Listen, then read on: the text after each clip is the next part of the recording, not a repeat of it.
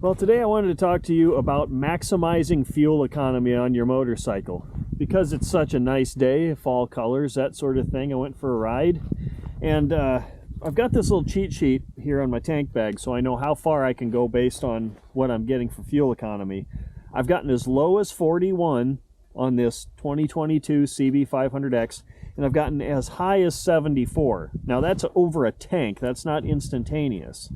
My average is 54, and that's just me driving however I feel like in mixed conditions. So when I got to 74 miles per gallon, I drove basically how the owner's manual told me to, which you end up shifting about 3.5 to 4,000 RPM.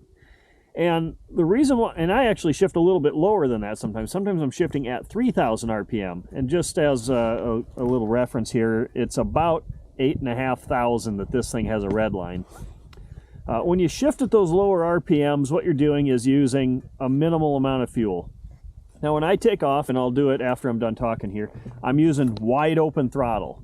Not necessarily in first gear, because then you just blow the tires off of it, but second, first to second gear, low shift point, second gear, wide open throttle or mostly wide open, third, fourth, fifth, sixth, I'm going most of the way open on the throttle.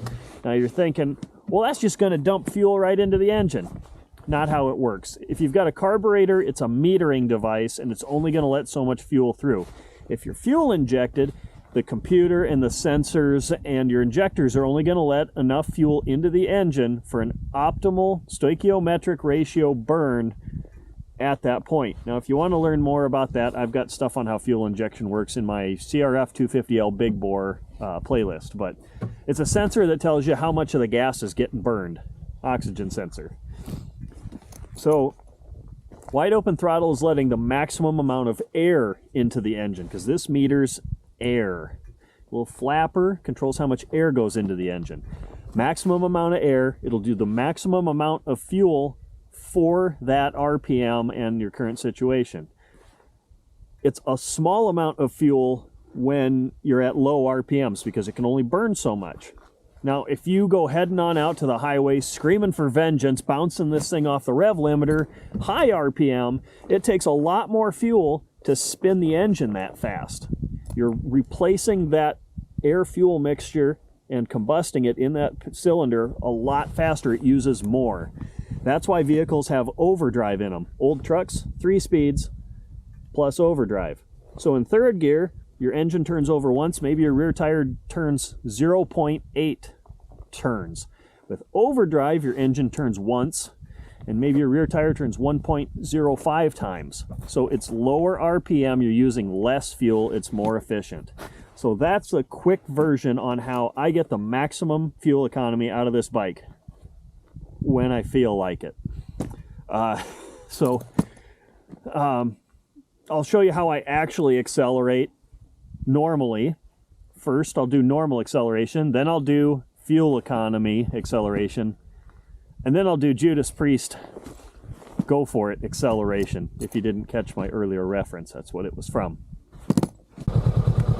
So normally I'm shifting about 6,000 RPM, just day to day, driving around, whatever, about 6,000. And again, 8.5 for redline on this CB500X Honda. Good fuel economy, I'm shifting at 3,000 to 4,000. And then, being a hooligan, it's when the lights come on to tell me to shift or I feel like it.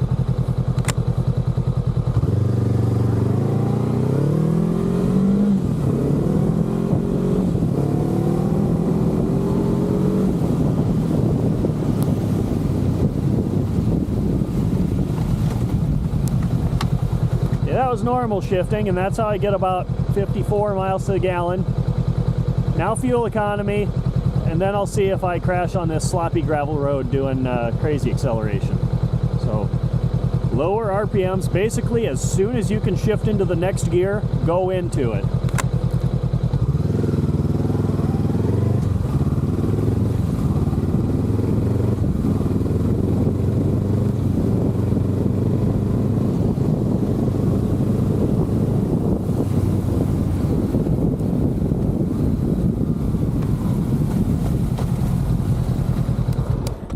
So I'm getting into 6th gear when that same speed, the bottom of 6th gear in fuel economy mode, is actually the top of 1st gear in crazy lunatic mode. So that's why you see such a giant difference in fuel economy. Also, temperature can have a pretty big effect on that. The hotter it gets, the less dense the air is. Your fuel economy is going to go down no matter what you do. So I'm not going to accelerate up this hill like a maniac, so I'll cut in some footage I shot earlier of me on a slightly better, less wet gravel road at lunatic speed.